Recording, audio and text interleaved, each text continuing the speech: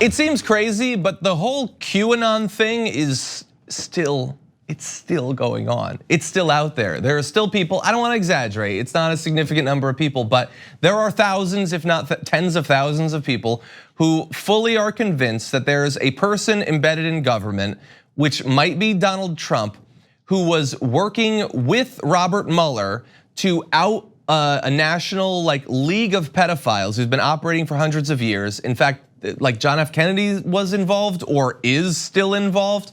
And they still believe all of this, despite the fact that none of the predictions that the Q person online made ever came true, or that Donald Trump is viciously attacking Robert Mueller on a daily basis, even though supposedly they're working together like the Avengers to stop this whole thing.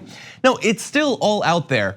And I saw recently a thread, this person Travis View, who tweeted, QAnon followers are surprisingly open about how their Q obsession has destroyed their personal relationships. And I started reading through some of the examples he gave. He quoted some people on Twitter who are QAnon fans, and it really bummed me out how deep people can get in these conspiracy theories, how it can become their identity, and they are willing to die on that hill despite years of nothing happening to justify it. And I wanna give you a few examples. One said, I've lost everyone. During my awakening, I realized my family is part of the cabal, and the hospital I worked at is cabal run. Been a rough time, hang in there, we are pulling into the parking lot. Hashtag symbolism will be their downfall. So assuming that that is an actual person, their job is run by a cabal of pedophiles, and their family are all that cabal of pedophiles, and they now have nothing, but that's good because the parking lot is ahead. Jay Damon tweeted, join the club, brother patriot. Lost several friends myself, and family thinks I'm cuckoo for Cocoa Puffs. It doesn't help matters that this has to move at such a snail's pace. No, it really doesn't help matters. And maybe that means something that it's moving at a snail's pace, that literally years are going by with no confirmation. Another said, 2017, I pushed hard on Facebook, immediately demonized at work and at home. I didn't care, still holding the line to this day. I'll die on this hill. God bless all the others that have held the line. That's the hill you're gonna die on. That's the hill.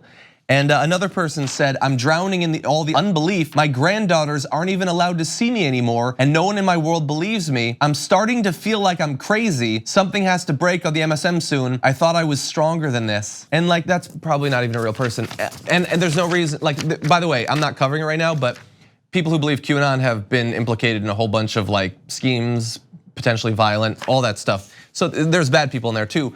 But I guess, I don't know, I just have enough empathy that I look at these people and just think, man, how poorly these people have been treated by randos online, by Trump, who purposefully tries to get people embedded in this. He's amplified QAnon Twitter accounts 67 times, some multiple times. So these people who are they can't see their grandparents, they feel like they're going crazy because nothing has actually happened, and they still believe that this has to be true. They've been so ill-served. I just feel terrible for them. And I don't have the solution right now. We've had on cult deprogramming experts and stuff like that. Maybe we need to do it again. But just attacking what they believe, I get that that's not going to convince them. Lack of evidence isn't going to convince them. But there is a human toll to this, and you're seeing it every single day on social media. These people are ruining their own lives willingly, doing terrible damage to their families as well. It just seriously bums me out. Thanks for watching The Damage Report.